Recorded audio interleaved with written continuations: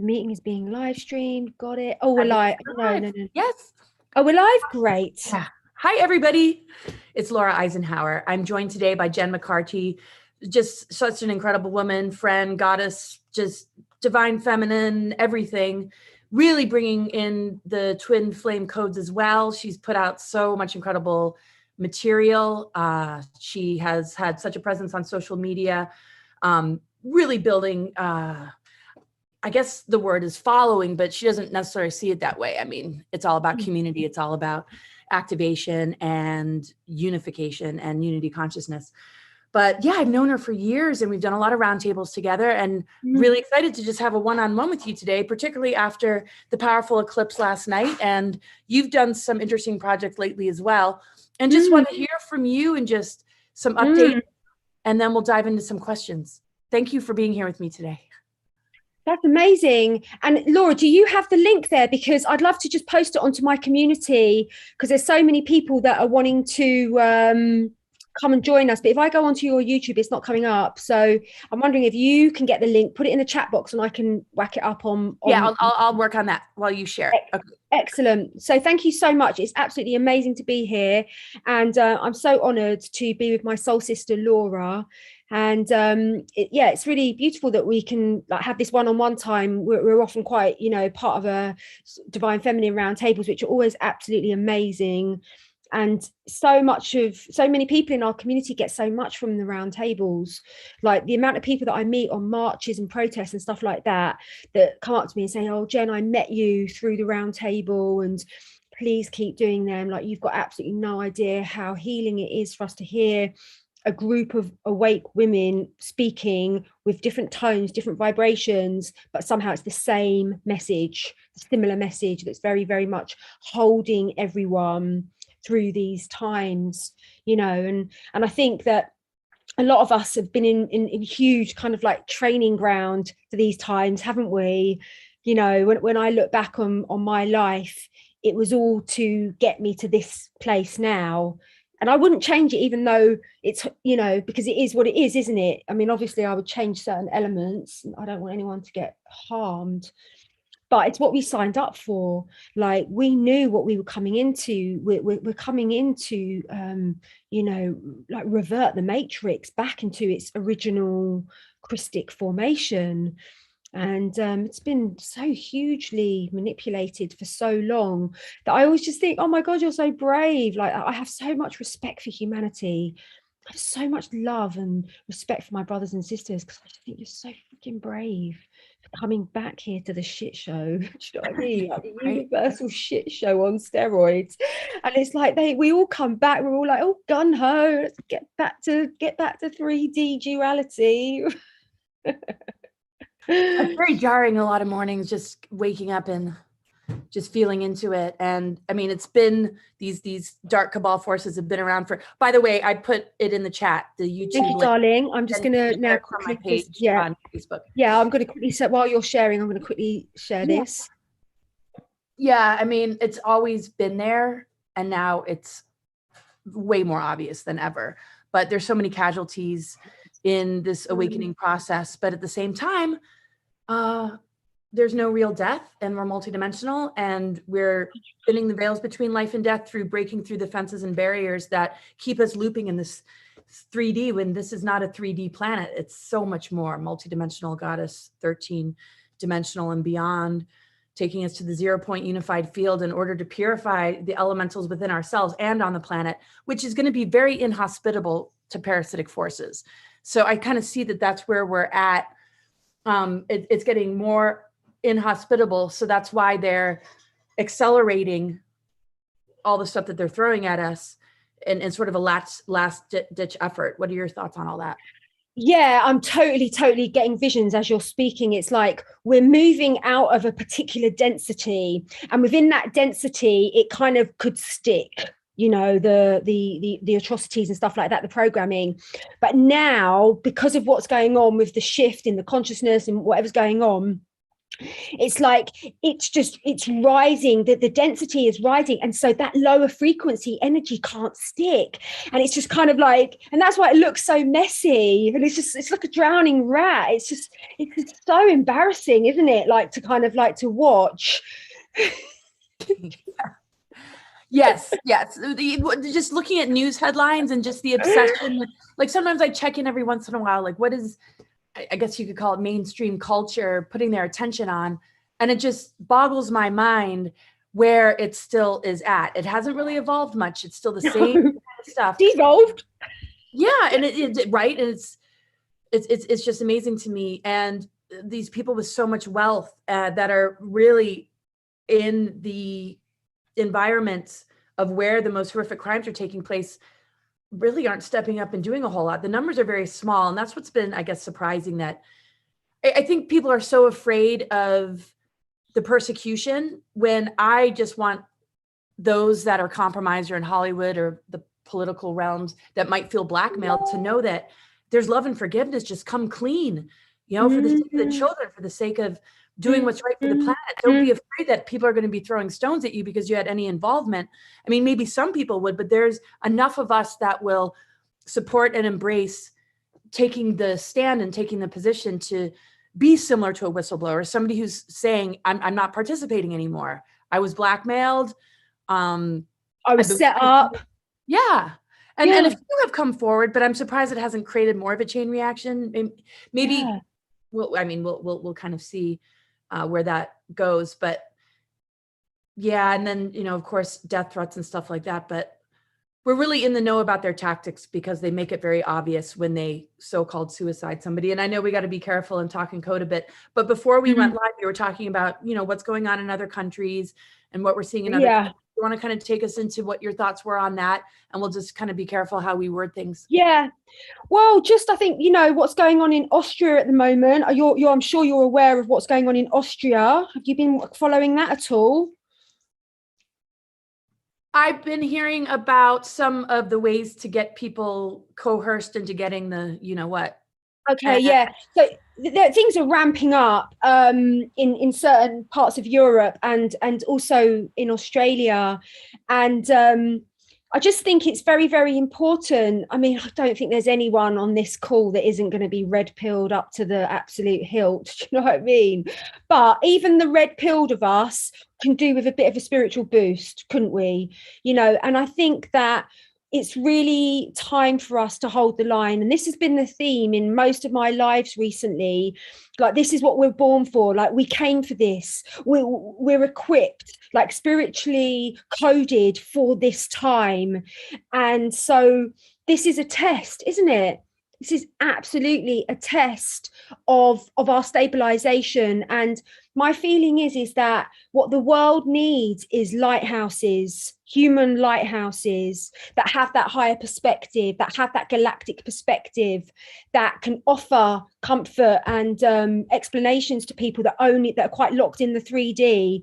And what we really need is more people to activate as lighthouses, and so they can be seen. And so this is a lot to do with the throat chakra. And I know you talk a lot about the throat chakra, and I think this has been what's really been going on in this particular time period of transformation, is that so many of us starseeds have had lifetimes of being horrifically persecuted, like just unfathomably persecuted. And it's all to do with this area where a lot of the persecution took place. And so a lot of us have kind of like terror about speaking our truth. And I think we need to call that out. And that's okay. There's a reason, there's a context why you're terrified to speak your truth. But my motto is, speak your truth, even if your voice wobbles. I love that. And I definitely can feel it at times in my throat chakra. Sometimes I rush to get things out, and I'm not intentionally talking fast. Sometimes things come through so quickly that I just can't help it. I try and catch myself. I'm totally like that too. Yeah. And I just put essential oils and I just try and ground it. And I definitely know it's because of being silenced. And here we are in this particular era, and there's censorship. But yeah, the persecution or the death pictures or any kind of memories of speaking in the past, because words of power, I mean, the whole magician archetype has to do with our thoughts and our words and how they create reality. And that's why mind control and social engineering has been the tactic used in order to infect that part of us. So we speak the propaganda or spread the mind viruses, which is just as contagious as spreading love and truth, because that frequency shatters, to me, the dark technologies and begins to loosen up the blockages, the traumas. And if we can just keep breathing through it, that's what they're most threatened by. And because the war has changed to sort of the war on consciousness through social media, indoctrination in school systems, and just the general narratives being steered in the fake news and media, this is where we can really do a lot of, work on ourselves. And do you feel like we're in kind of a race against time, though, when you look at just, reaching critical mass? You've posted a bit about that. Do you want to talk to us a little bit about, you mentioned something also about the Holy Grail and the 𝗏s, if you want to just cover some of those things. Yes. Well, I mean, I had a very, very powerful vision just as I was going to sleep the other night, and I saw, and this is to do with the work that I've done on my own self, and it's to do with working with the Magdalene energy, specifically working with the Magdalene energy. And this is about becoming an embodiment and a carrier of the flame. I'm an embodiment of the Magdalene flame. And that is very, very deep work that over thousands and thousands of lifetimes and what have you, we've arrived at this place. So from this place of the awakened divine feminine holding the Magdalene flame, I was guided on a quest, and I was guided actually by the fairy realm, because the fairy realm are very, very industrious. And even that they've been given a bad rap on the 3D, but they're hardcore. They really, really get the job done, like on a 4D, 5D spiritual level, like you want them on your team. So anyway, so all the fairies came and met me. And it was at a moment where I connected with my twin flame on the physical plane. And so we went back to that time where I'd connected with my twin flame, and he put this mala around my neck, this beautiful rose mala, like flower mala around my neck. And then through that gesture, it opened up a fairy portal, and all these fairies came kind of like fluttering out of the trees or whatever. And they kind of said, follow me, follow us. And then I followed them. And then I found myself going down like just underground, basically. And I found myself in these underground tunnels, and the tunnels were made of crystals. They were made of quartz crystals. And I was like moving through the tunnels. And as I was walking through the tunnel, they said to me, you're carrying the Holy Grail. And I was like, oh yeah, I am. And I knew I was carrying the Holy Grail. And they said, we are placing the Holy Grail into a new resting place. And there was a lot of information coming through about Glastonbury, and about how the fact that there'd been a little bit of a tweak, there'd been a little bit of a sort of like a shift, because it's very close to Glastonbury, but it's just on a slightly different point, if you know what I mean. So just explaining all this stuff about the heart chakra, and about how there was a shift taking place. But as I was walking along, they were giving me a lot of information, and they were saying this wouldn't be happening unless that humanity had reached critical mass. And this is a vibrational quest which was connected to your own personal evolution and humanity arriving at critical mass. Do you know what I mean? So had humanity not have reached that critical mass, I would not have had that experience. That's what they were saying. So as I was moving through these underground tunnels, and I was carrying the Holy Grail, we came to this very, very large room. And I realized I was literally directly underneath the Thames, the River Thames. And then they guided me to a throne, and they said and then I was wearing this beautiful like golden outfit, and then they said sit on the throne. And then my twin flame, he was sitting on the other throne, and it was like and they were like basically saying like there was this element of king and queen of the fairies going on. That was the vibration that I really, really felt, that we were kind of like embodying that energy of the king and queen of the fairies. And then they said to me, please place the Holy Grail in between the both of you. And so I placed the Holy Grail between us, and then all of a sudden it set alight, and this beautiful flame just started sort of like encompassing the Grail. And then all of a sudden this kind of like spiral of water started pouring from the center of the chalice, and I was being shown that it was the 𝗍𝗄𝗃𝗃, it was the sacred union, it was the beautiful divine union of the masculine and feminine energies. There was something was going on with that. And then I was guided to template that, the Holy Grail and the fire and the water, on all of the sacred sites, predominantly Egypt. There was a lot of work going on with Egypt because, as per my guidance, that's like the mother portal on the earth. And so there was a huge amount of work to do with templating these codes in Egypt. And then I had an experience of it going around all the sacred sites, and it was also connected to the 144,000. And there was this element of arrival for the 144,000, that this was like a successful vibrational quest, which was going to have a knock-on effect to the 144,000. So it was a lot was being kind of like transmitted and downloaded, and there was a lot more than that, but that's what I can kind of like retain. Mm-hmm. Very cool. How did that land with you? Yeah, I mean, I've been feeling an energetic shift, and I mean, I'm working energy in a different way that I used to. There's a lot that I'm still trying to bounce back from, that I thought I'd be able to bounce back from a little bit, maybe quicker than it took. Because I feel I was very close to being taken out. And I mean, we all have those experiences, close to death experiences, but this was such a long and drawn out targeting and dismantling of just everything that I've been trying to carry and do on a mission level, that I just been holding space to just get back to center. And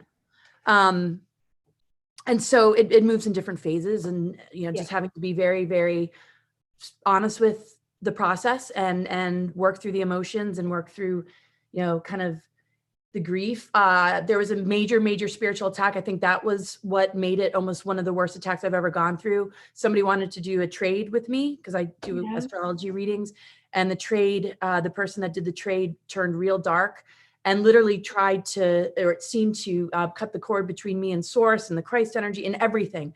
And of course, you don't give people your power, and nobody can have it.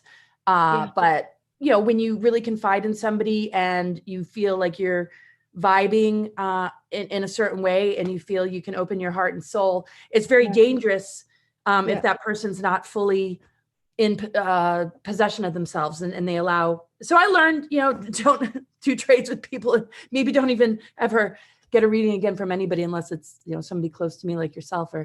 But you know, it's just, I know that I only have me to fall back on, and nobody can take that.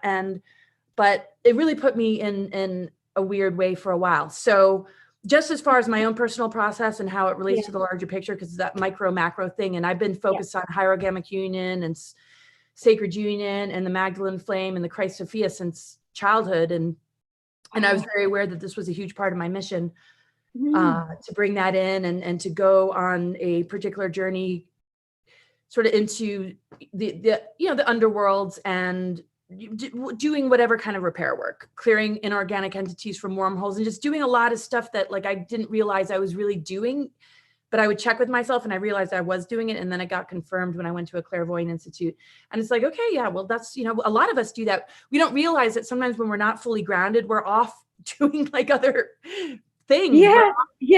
So there's always this, you know, if I feel slammed or thrown off center, then I got to kind of just make sure that I'm working on myself to get back. And I have felt a shift recently. And I know it has a lot to do with the fact that we're moving into a 𝗑𝗍𝗃 season. So the fact that you had this experience and this event took place right before we're entering a 𝗑𝗑𝗃, which is the 13th sign ruled by the ether. It has to do with the corrections, the Sophionic corrections, that also relate to the Venus transits and the planetary grid network healing that you know, obviously are playing an immense role in, particularly living where you're living as well, and just you carrying the codes and being of the Magdalene flame. I felt a lot more, you know, lightness, and I do a lot of like dream work. I take a lot of dream tea and Dream tea. do my best to be, dream tea. It's like passion flower and rose petals, blue lotus. And I actually took a lot of that last night. Yes, I will.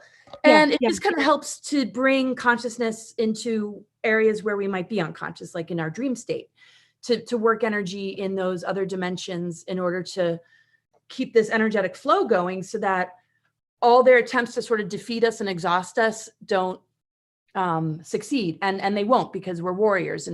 But I can see these attempts, but it's just like, just constantly just getting back up and feeling strengthened by the weakening forces, like realizing that nobody can take our power, nobody can destroy the truth, but there is a certain need to make sure that we're taking care of the physical vessel and giving ourselves enough rest in order to bounce back when an attack or some sort of undermining thing happens. So now that the whole planetary system and humanity is under a much more obvious assault and attack, even though some might not realize it, yeah, it's just interesting to be working these energies in this new kind of way. But I feel that the next couple of months are going to shift things in ways that are immense and incredible, that I wasn't feeling as strongly as I am lately. It wasn't that I doubted it or was in doom or gloom, but the density and the heaviness was so thick that it's like, okay, got to kind of step back, process through, breathe through, release as much as possible, not allow belief systems to go where these outside forces want them to go, because they do want to create a feeling of defeat. But yeah, so I've just been, working on the normal, typical, not normal, but just releasing what doesn't serve, doing the alchemical work, and staying in alignment with the divine blueprint, and clearing out whatever wants to undermine that, and creating boundaries to anything that wants to threaten it or try and destroy it. So I don't know if I said that very well, but you did. That oh my God, there's so much to unpack in what you just said. But one thing that I just wanted to say was that what happened was, this is so incredible. I got major goosebumps when you were speaking, because what I was shown was that as we activated the Holy Grail and the fire and the water, all of a sudden I was then shown that the fairies made a bridge to the moon, and it was like a fairy light bridge to the moon. And because I was guided to do a full moon manifestation, but I had loads of resistance, because I felt like, oh, the moon's so nefarious and I can't work with the moon. So I had a lot of resistance, but it was very, very interesting. So I couldn't promote it. I couldn't get behind this offering that my team were like, you've got to do this, we're going to do this like moon thing. And so basically what happened was that when I experienced the thing with the Holy Grail, this then activated a light bridge to the moon, and all the fairies were then like sort of fluttering along this light bridge, and then they kind of like hovered outside the moon. And then all of a sudden I saw Mother Venus appeared in the sky, and all of a sudden she made love with Father God. And I watched them make love. It was so extraordinary. And they birthed a new moon. And then the moon was holographically interfaced with the old moon. And then the fairies took over, and they all blasted in there, and they started having like the biggest party ever. And they were like, the moon's been taken over. The moon's been taken over. We had to do that. And it was all to do with Venus. That's amazing. And the Venus, that's incredible. Yeah, I just, the Venus energy, I've just put a lot of focus on. And I know you and I are so close in birth age to like the year, and we're just a couple weeks apart from each other. So we're moving or processing or activating very much similar things, not just because of that, but yeah, Venus has been such a huge focus. And to me, the Sophionic corrections have come through the Venus transits, because the orbit of Venus forms a perfect pentagram, and astrologers and astronomers tracking it have seen that the transits, including the retrogrades, have formed this perfect pentagram. And to me, that's correcting the reversals of the inverted pentagram, what it's done to the elementals, the nucleic acids in our DNA, which are elemental, and how it's really polluted and created a lot of toxicity that we see in the outer reflection of polluted waters, chemtrailed skies, and degradation of the environment, extinction of animals, and all these things that are just undermining the fullness and abundance that the earth and cosmic forces make available to us. We have to realize that we are the shift, and we have to shift from within by clearing these toxins and pollutants. But to me, they are exacerbated or produced by our thought forms that aren't in alignment with truth. Because if we're aligned with truth, we're constantly purifying, we're constantly clearing. Yes. The energetic circulation is always allowing this sort of autopilot, out with the old, in with the new, like the cycles of nature. It doesn't really have to, I mean, it just by nature, you know, the seasons come, winter comes, spring comes, summer. And so within our own soul, we have the ability to do that. But the whole nature of social engineering and mind control is that we're out of sync with spirit and earth energies and our own bodies, to the point where we're always struggling, or humans very often are struggling with some sort of ailment, some sort of illness, whether it's mental, physical, it's all linked. But it really comes down to the distortions. If we're in a distortion, obviously we're going to have energy blockages. We're not going to be able to bring nutrients to certain parts of our being. Our nervous system is going to be taxed by all this bombardments of these distorted frequencies coming in. But the minute we align with the truth frequency, that greater circulation always creates this clearing. And to me, that's the leap from going from the 3D, where the personality matrix is very subject to this level of infiltration, versus stepping into the soul and living on a much deeper level, where sacred union and hierogamic union are goals in one's own inner work and what we experience in our relationships outside of the self. And then I feel that natural purification that goes on, the earth has no choice but to respond, because we are more linked and connected in oneness with the earth body, with the goddess consciousness of the planetary body, with source, 0-point unified field, and the 𝗍𝗂𝗏 divine template, than we, you know, can possibly realize. That once we really begin to switch that on, we become a force of this greater global alchemy that's able to restore and regenerate. And it's happening whether we know it or not. But the question is, are we aligned with that timeline to experience that, participate, and co-create, versus staying in the net of the matrix, which they operate and run? People shouldn't be afraid of disconnecting and dislocating themselves from it, because the abundance of the earth and the synchronicities and magic and flow that comes in the minute you let go of that is tremendous. But it's not so easy. And that's what I know missions like yours and mine help support, is the transition that people are afraid to make. But it's ultimately the most amazing reunion with your own divine powers, your healing abilities, and going through some of that discomfort in order to get back to center and your truth. And the discomfort's just letting go of attachments that never really served you anyway. So it has to not feel so daunting. It's got to be fun. The healing process needs to be fun. There's nothing fun about going to a hospital or dealing with a doctor, but what about being in nature and taking herbs and being transparent and having people that you can really, really talk to and confide in? We have a responsibility to each other to live in the highest integrity. So any thoughts about all that? Yeah, oh my God, that was just packed with just so much information. I just have to take notes, Laura. You're such a genius. Oh my good God. There's loads. I did want to ask you one thing. I think it's really interesting what you were saying about your connection with 𝗍𝗏𝗏 when you were a child. Like, when did that start? When, because I was not like a cosmic child at all. I had a really, really highly developed left brain, and I was like top of the class at maths, and I was like really good at sports, and I was like really, really super developed, like with the left brain, and the right brain. It sort of like, for me, it kind of like kicked in when I got a bit older. But it sounds like you were quite plugged in from quite a young age.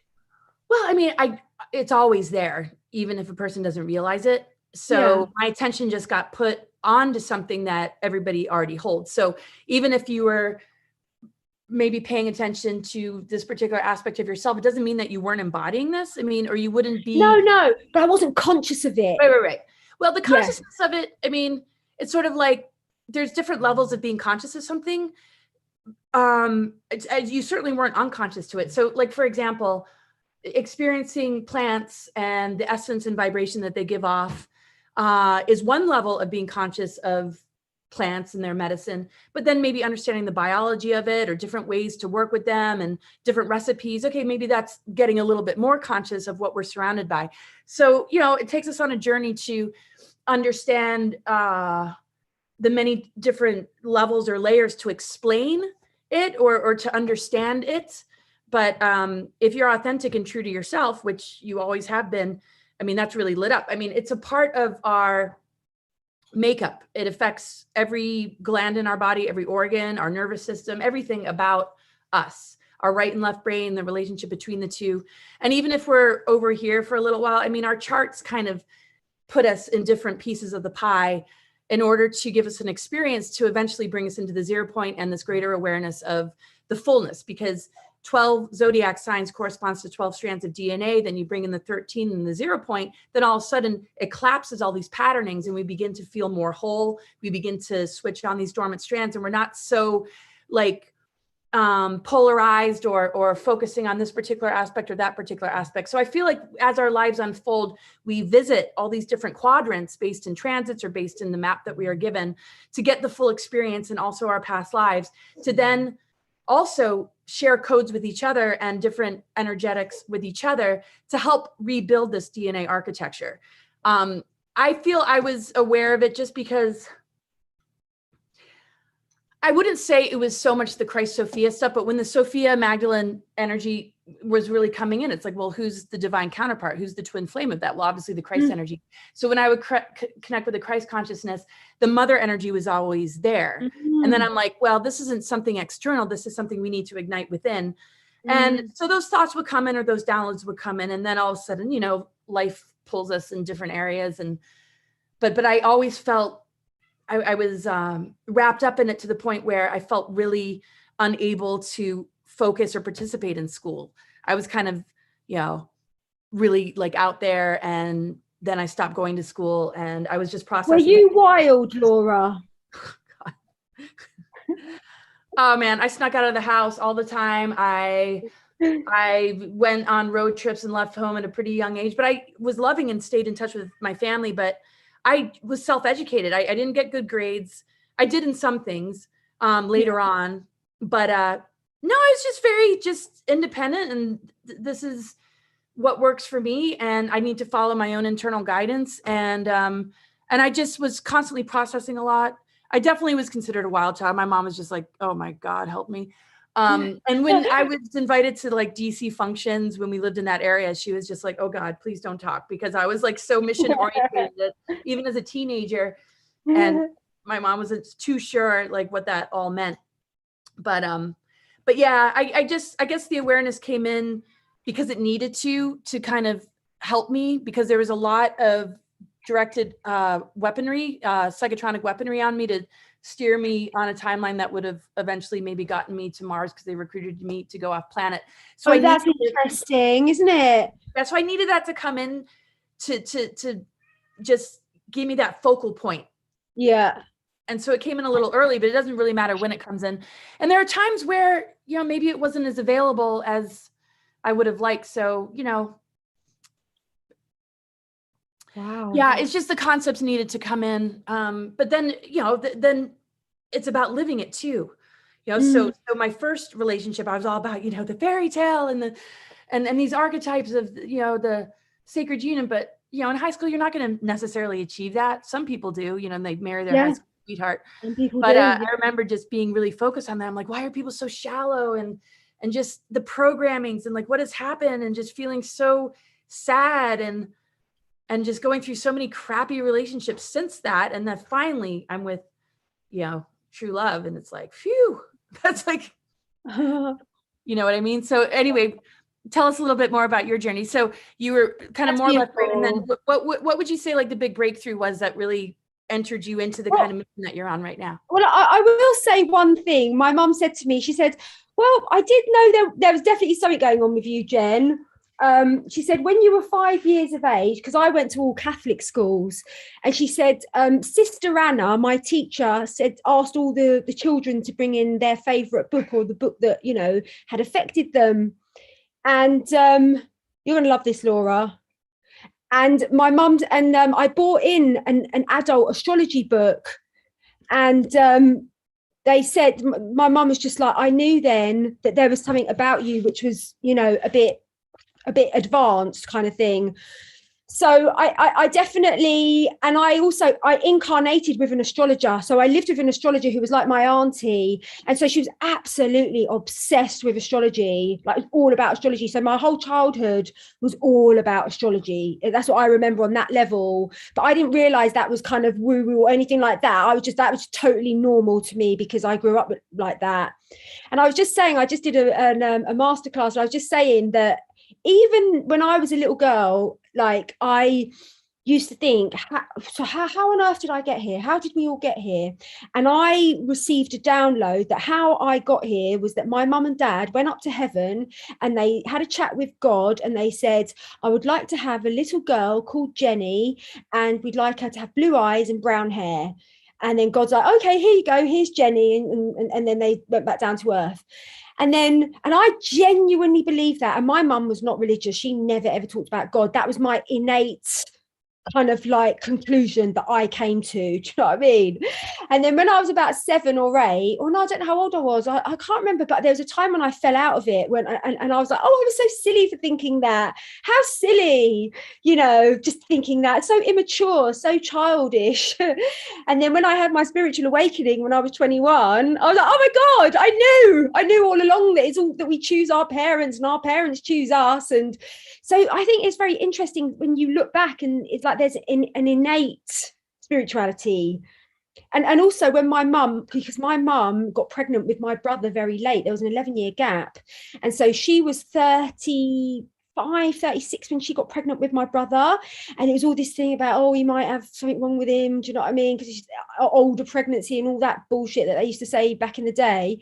And I said, and I used to pray every single night that my brother would not have any deformities, right?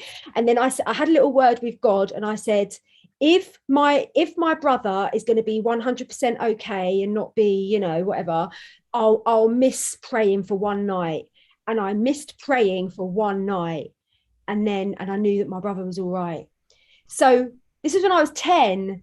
And then, so it's very interesting, like my journey with it all, because there was an innate connection. But then I went to a Catholic school, a really, really strict Catholic convent school. And they used to chat so much shit about God. Like literally they would be, and I'd be like, no, I really don't think so. I just don't think God would have done that. And they'd be like, get out of the class. And they kicked me out of the classes. And I was constantly getting kicked out of RE lessons because I was like, no, I'm not having it. Like, you're bullshit. Do you know what I mean?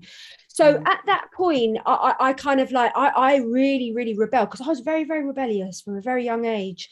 And so I rebelled against my religion's notion of God. And I was like, okay, well, I'm not interested in that. God is not some bloke. And I'm not about that. I'm not about worshipping and praying to some dude with a big like grey beard sitting on a cloud. Like, that's not what I'm here for. Do you know what I mean? So I kind of like let go of the whole idea. And then when I was about 15, it was so amazing. I don't know if you lived in England at that time, but every week on the TV, there was this advert for this magazine called The Zodiac. And it would be a different magazine each week of like crystals, I Ching, the Zodiac, Feng Shui, you name it, the absolute A to Z of anything alternative and spiritual. And I collected it. And every week, and I had this thick, I was totally committed. So I obviously, at age 15, I was collecting these spiritual magazines and stuff. And then I started learning astrology. I wanted to learn all about birth charts. I wanted to learn how to do birth charts. I learned all about the moon and all about I studied astrology. That was my thing. And then I got led to Shakti Gawain, Creative Visualization, which completely changed my life. Do you know that book, Laura? I haven't read it, but I've heard of it. You've heard of it, yeah. I read that when I was 18, and that was an absolute game changer because I connected with my higher self. She guides you on a meditation to connect with your higher self. And I connected with, and she said, oh, just ask them what their names are. And I was like, oh, I met my higher self. And I said, what are your names? And they said, and the masculine said Christopher, and the feminine said Elijah. And I was like, oh, that's my guardian angel's names, Christopher and Elijah. And then that led me to Louise Hay, and that led me down to the Susan Jeffers and You Can Feel the Fear and Do It Anyway. And it was just then this whole, and that brought me to the Tibetan book of the living and dying, and that was it really. So I think if you look back, if you trace my life, I mean, I've always been an exceptionally intelligent person, and I think that is highly indicative of being a very, very spiritually aware. I do think they are quite synonymous. Oh yeah. Do you know what I mean? Oh, totally. It's so logical. It's totally logical. Like God made that. Like God made that tree. Do you know what I mean? Like it is so sacred. Oh, yeah. So I had that. Yeah. And that's it right there. I mean, just there's freedom of thought and the curiosity that's not limited by belief systems, and also the events that unrolled in your life just to give you these, stepping stones that guided you to this, bigger expression and greater mission. And yes, I went to Catholic school in England. It was Ursula prep school. And Wow. I was 12 years old. And I remember it was just, I never followed anything in religion either. And I remember just looking at Christ hanging on the cross. I'm like, what Are you for real? About all this? I was like, I remember being 8 years old and real quick, I don't even know if I should share this, but I've shared it before. I was in a rehearsal for our first communion, and we were all sitting in the church, and I kept looking at the Christ energy and just like, what is this? And and the whole church is packed, and I have to go to the bathroom real bad. And I'm 8 years old. And I'd look at Jesus Christ hanging on the cross. And I said, look, if you and I have the connection I feel we have, and if we're on the same page about how weird this all is, you'll let me get away with this. Cause I didn't want to interrupt the whole thing. The priest was scary and just on the, yeah. And I walk up and with the partner, and we're supposed to genuflect. And I took a leak right there. And I went back to my seat. And then somebody came and and I'm like, did that really happen? I felt like I was tripping.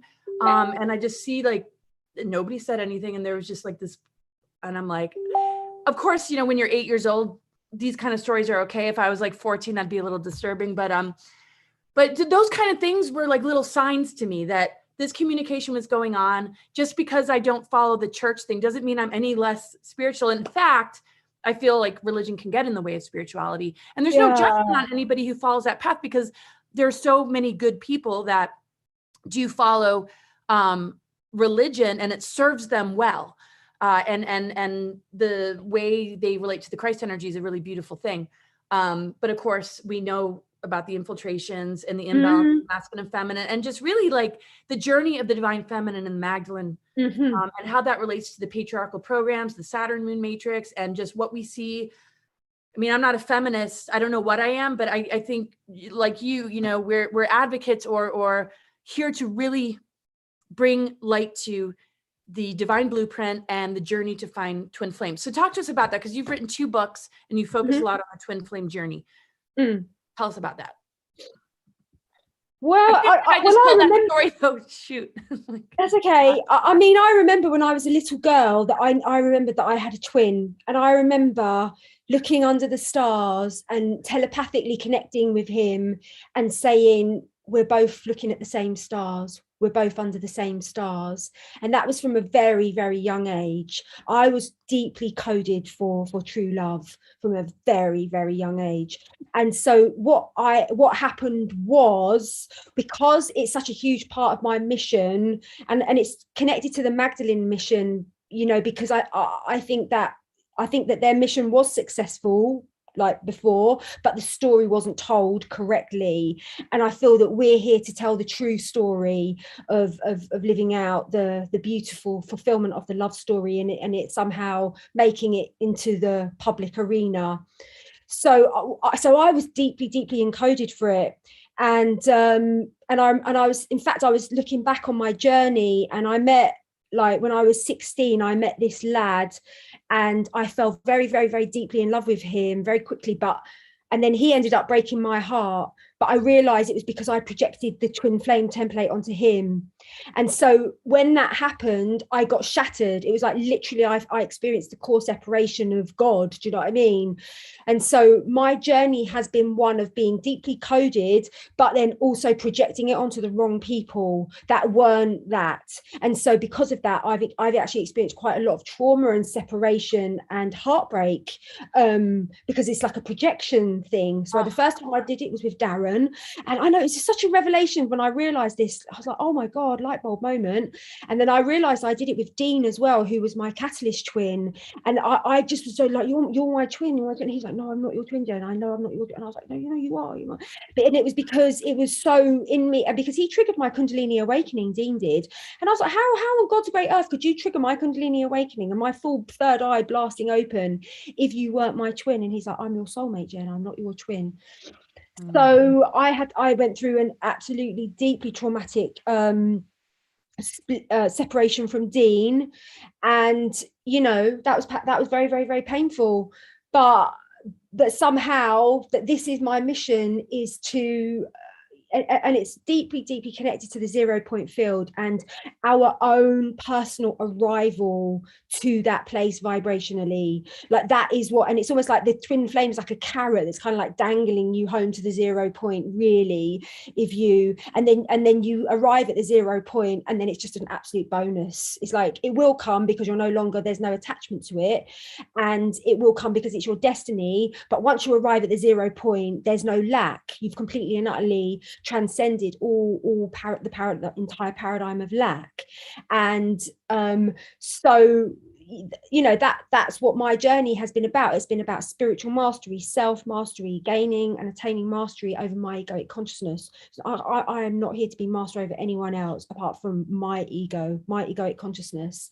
And through the journey of us being Librans, it's very romantic, we're really coded for this romance and stuff like that. It's a good one to get us on that ascension path, and I feel that's what it has done, and it's brought me home, absolutely, truly. And there's so much bullshit out there about twin flames, because so many people are speaking about that concept from the place where they haven't arrived in the 0 point field, and so that is transmitted in their writing and in their vibration, and so there's always this notion of sort of like something external will that you will align with, where and then you'll reach the 0 point, and it's like, that's not what it's about. It's about all of us arriving and understanding that is what the journey is essentially about. Because when you arrive home in the 0 point field, this is where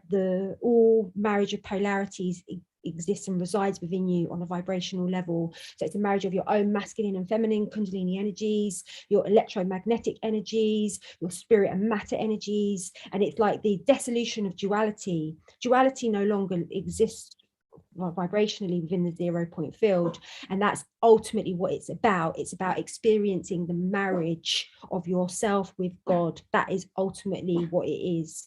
And then from that place of arrival, where we arrive home in the 0 point field, then we are in that magnetic vibration of union. Because as the primary axiom of creation states, as it is within, so it is without. And so as we attain that level of sacred union within our own consciousness, it is a matter of cosmic seconds before it manifests. Absolutely. So beautifully put. And that's really the journey. I mean, when one goes into the dark night of the soul, or goes into any kind of level of discomfort in removing whatever attachments, I mean, it's like breaking up with imposters or false archetypal individuals, or just the stepping stone of soulmates to get to the twin flame. I mean, these are all different levels of our own unfolding journey. And what's so interesting is the seals and fences that have been put in our DNA, and the whole concept of junk DNA is actually all these harmonic universes that contain sacred union, alchemical marriage, hierogamic union, that the very act of upgrading our DNA is experiencing this love story. But in order to experience it, we can't have attachments to things that don't serve us. So whether it's an individual, whether it's a job, whether it's a belief system, whether it's a political affiliation that polarizes us and causes sort of like divide and conquer, or maybe living through a movie, TV sort of lifestyle where it's filled with distortions and subliminals. I mean, the journey that's very authentic is to, go into, the darkness, compost those things, let go of those things, release those things, embrace the mystery with the intention of holding an alignment with truth, with higher consciousness, to plant seeds in the womb and the soil to regrow new life, because the mother womb energy is so powerful and there's so much mystery that we need to embrace. But I mean, the greater mystery has sort of a revelation of, we are co-creating, we are manifestors, and we have to determine what we allow into the space in which we birth, and be conscious about what we invite in and what we need to have a boundary to. When we're in connection with the 0 point, though, and the unification of polarity, we're constantly conceiving magical children, and almost like generating orbs and codes and frequencies that help to neutralize dark weaponry, helps to alchemize toxicity, and really helps to clear the vibrational fields around us from these distortions and EMFs. I mean, I feel that our energetic bodies, our auric field, we can protect ourselves with shielding us, but we also emanate a vibration that can activate and dismantle this kind of weaponry. It really has nothing on us. It only can really target low frequency and people that are caught in the mind control. Once one overcomes it and realizes that they're the most advanced technology, we're untouchable by archons and reversal code technologies and harvesting and siphoning technologies that are feeding on our subpersonalities. They can't get to a truth frequency. They can't get to universal love. So these narratives and all the propaganda and all the distortions that are constantly being thrown at us just create a hospitable environment for these things to succeed in infiltrating. But once we overcome it, we begin to shatter it and take it down. So, and that's, to me, the path of true love and the twin flame union, that we win the war within, we find that true love within. And once we hold that frequency, we can begin to manifest it without the projection. Because I used to do that too. And I walked around with a heart broken, like it was just pathetic, really. Totally heartbroken all the time. I'd project or like, we have to cultivate sacred union for the sake of the planet, like this desperation. And I'm like, yeah, it's not going to go very far. And she's like, Laura, oh, bless us. And sometimes it would be the other way around, where somebody would be holding on and not maybe understanding maybe the way I felt I needed to be loved, but they were so called in love with me, but it was not healthy and I needed to get away. And I did everything I possibly could. But the amount of years that one can spend at trying to work on something with another is pretty wild. I mean, I think there's always going to be work, but if you're just trying to get to the basic foundation of true mutual love and respect and sacred union, it might not be the real deal. Absolutely. And I just want to share a really inspiring story. So I found out a few years ago, this kinesiologist had invented these patches to protect you from EMF protection. And my friend was raving on about it. And I was seeing him anyway. So I went all the way to Bristol to get these patches. And he's a brilliant shamanic kinesiologist. And he got me on the bed and he said, okay, I'll just test your body to see if you need them. And then he tested my body. My body said, no, don't need it. And I said, can you see it for my son as well? And then he tested my body. He's like, no, you don't need it. And then I got off the session with him and he's like, you're the only person that I've ever met that doesn't need the patches. He's like, what's happened? What have you done? And I said to him, well, I spoke to my DNA. I told my DNA to oscillate at a frequency whereby it was unaffected by EMF radiation. And I said, and I did it, and I was very confident. That's how I live my life, sort of confident in that. But if there is a few little leakages, I thought that little patch might kind of cover it. He's like, no, you don't need the patches. And he said, your son doesn't need them either. So what was amazing about that was it confirmed what I knew intuitively, exactly what you said, Laura. This is so powerful. If people would just take this from this video, like that's everything. Like we are the Trump technology. There is nothing more powerful than us, but we have to command our inner technology to come online, and this is all connected to the so-called junk DNA. It's not junk DNA, it's just sort of offline DNA, which we have to bring back online, isn't it, Laura? Totally and completely, and recognize the things that throw it out of tune. So when we look at the way we were raised or the way people kind of relate to each other, just sort of on a, I don't like to use the word mainstream, but mainstream level, just for lack of a better term, it is so superficial. There is so much abuse or these weird, distortions. And, we learn it, people learn it from magazines. They learn it from what's modeled to them from their parents. They just, with the fact that the planetary grid network got influenced and compromised by negative reversal grid technologies to really throw off the balance of the masculine and feminine, that it's through osmosis we feel this. This free will journey gives us the empowered choice to say, wait a second, I'm not going to be the product of what's coming at me. I'm going to generate something from deep within me that will invite people to match that vibration instead of sink down just to fit in.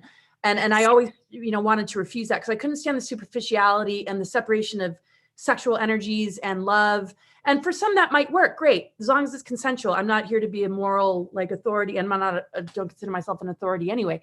But yeah, it's like, okay, well, this is what's really important to me. This is sacred energy to me. This is everything to me.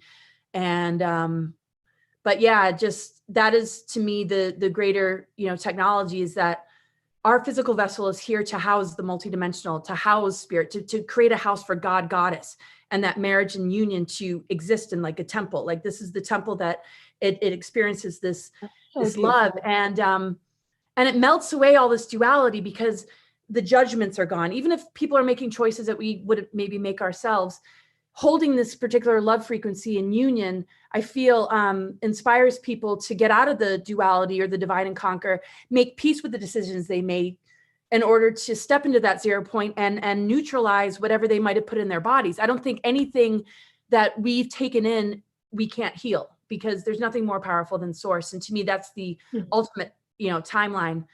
And if it was enough to just use weapons on us, they wouldn't bother with the propaganda and the narratives. So, these distortions, I feel, are the root of disease. Once we get that union going, once we get that direct connect going, and we're grounded with the earth and we're rebuilding that tree of life template, the branches open and the root system.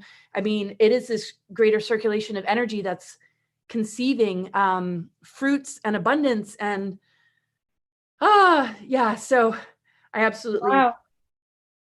And that's the tough work, because people, want to fit in, or they're afraid of what others might think. But I mean, that's such an old mentality that I remember witnessing. I still see it just from afar, just observing, but there's so many amazing switched on people that are living on a really deep level. And I feel so much the divine masculine, like so many incredible men really holding that strong union within themselves. So any thoughts on just how you've kind of noticed, like, whoa,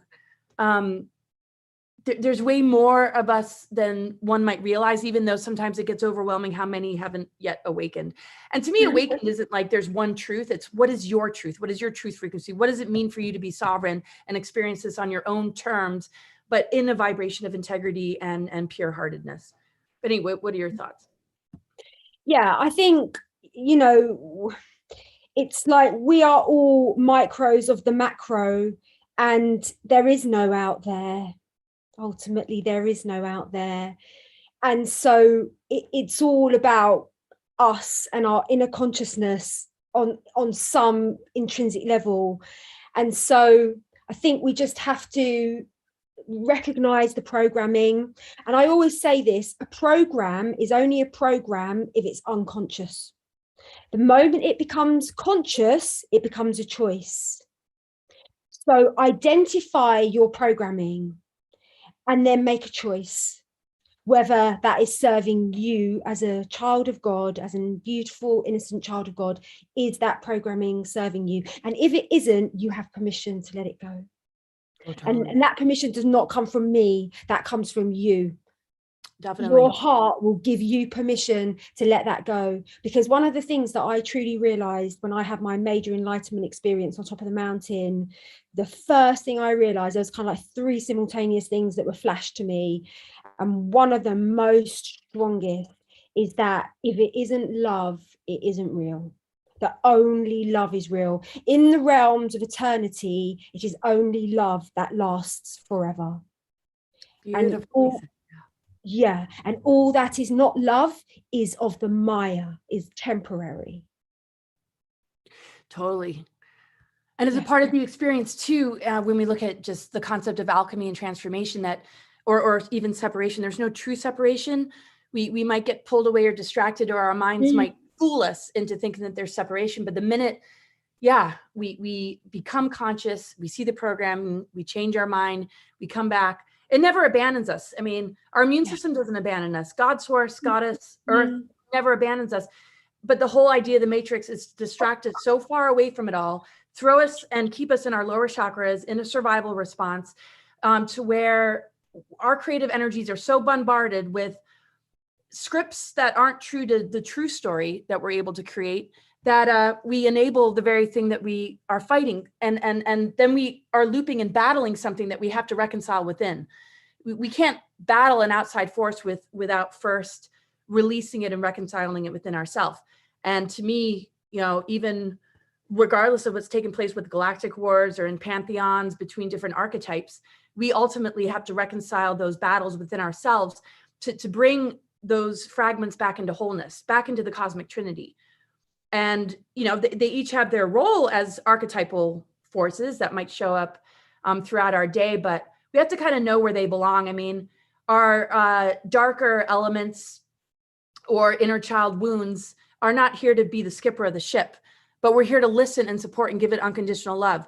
What needs to be in the driver's seat that we need to commit to is our higher wisdom, our higher self, or at least our ability to be curious enough or brave enough to understand the challenges and obstacles in a non-victim kind of way, so that we can keep encouraging the warrior. It doesn't mean that we're not going to have our bad days, but then all these other archetypal forces, can find their place.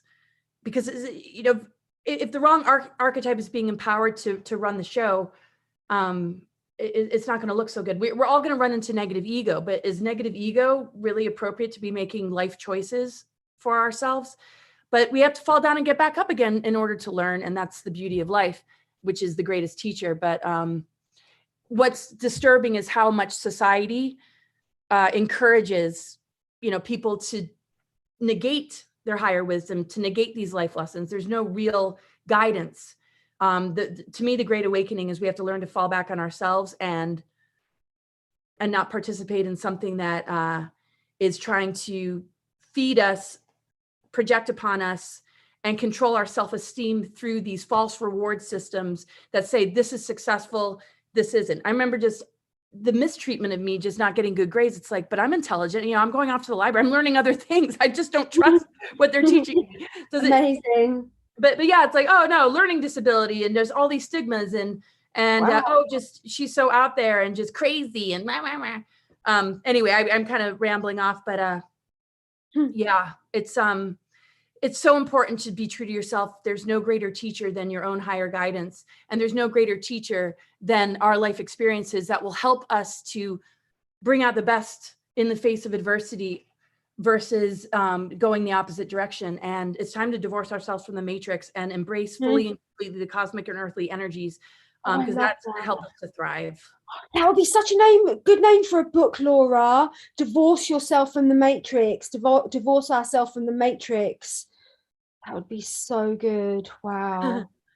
Well, it's just like I kind of redundantly always kind of fall back on the metaphor, like, about relationship. I mean, the matrix is like a narcissistic, abusive partner. Why would we want to stay in relationship with that? What does it offer us except for deception, facades, makes us feel like we're secure or taken care of or cared about. And it couldn't be further from the truth. I'm not saying, it's all negative. There's a lot of well-intentioned people, but you don't have to compromise yourself just for a paycheck. There's much, much greater abundance when you let go of that matrix that's using you and creating a sort of unhealthy dependency, when the real abundance is going to come through saying goodbye to that, to embrace the greater creative forces that are here and encoded in ways to help us to gain equilibrium, divine justice, and the ability to upgrade and become like starship consciousness and Merkaba bodies floating around and not bound to any dimension. We get to travel with absolutely. And it's so like, any kind of final thoughts on that, or anything else you want to share that we haven't talked about? My message to everyone is that no one's coming to save you. No one came to save me, even though I was very high level spiritual angelic. I was really, really petitioning to be saved, and God wasn't having none of it. Like, no one's coming to save you. No one's coming to save me. You are it.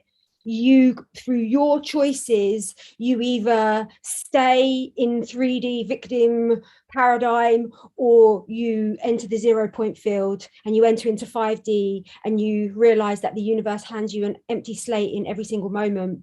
No one else can make that choice for you other than you.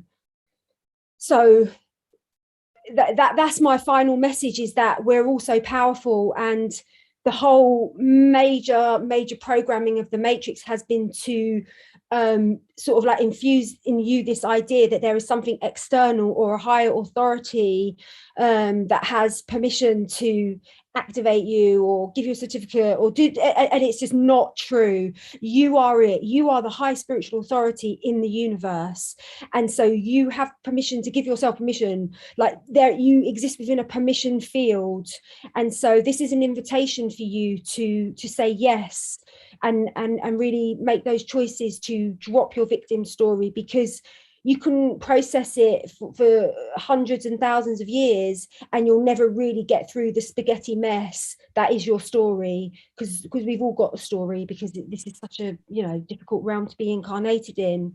So at some point you will have to put it down, and the moment you put it down will be the beginning of your life, as it definitely was the beginning of my life, and the beginning of happiness, true happiness.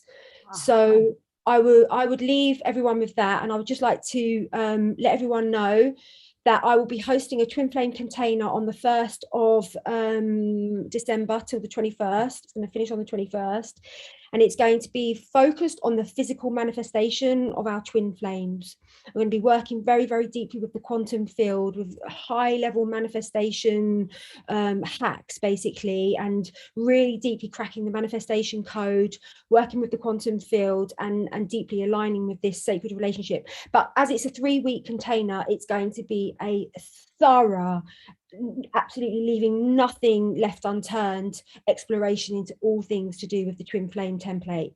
So I'm very excited to be hosting that, and maybe there's someone on this call that, you know, and I've got my 12-12 transmission. That will be amazing, and that's all going to be connected to the 12th dimension and our 12th dimensional self, and our 12D, our 12 chakra system, and our 12 strand DNA system. That's going to be very, very powerful, the 12-12 transmission. So that's it, really. That's a couple of my announcements. What about you, Laura? Have you got anything exciting coming up? Oh gosh, you've got so many exciting things. Well, yeah, I mean, I've got projects that are always there that I'm working to complete.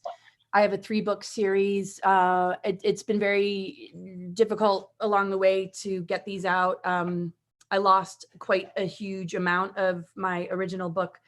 Kind of long story, and again, don't want to be in the victim consciousness about it. So, you know, it should be done hopefully by the end of the year, and then 2 more to come. I'm on a new platform called Conscious Vitality. It's every Thursday at 7 p.m. Mountain Time, live shows, censorship free, all sorts of really interesting guests. And I do a lot of the presentations. I do PowerPoints on that I used to travel and share.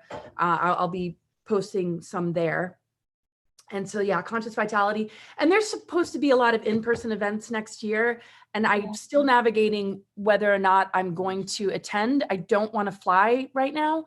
And just travel is a little bit challenging. So I'll figure all that out. But yeah, just keep up with my website, cosmicgaia.org.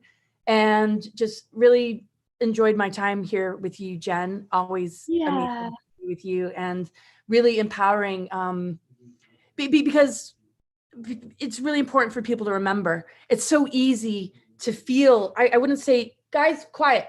I wouldn't say doom, gloom, but feel just the overwhelm of what we're seeing on the planet. And how people are being affected. We got to keep our eye on a much, much bigger picture, because the grief and the heartbreak that it causes is intense. So we got to feel into that in order to release it, in order to be genuine with ourselves, but never lose sight of where this is all heading, what is capable of being healed, and the infinite nature of our soul, and let's not get overly attached to the physical plane to the point where we compromise our soul and forget about the bigger picture.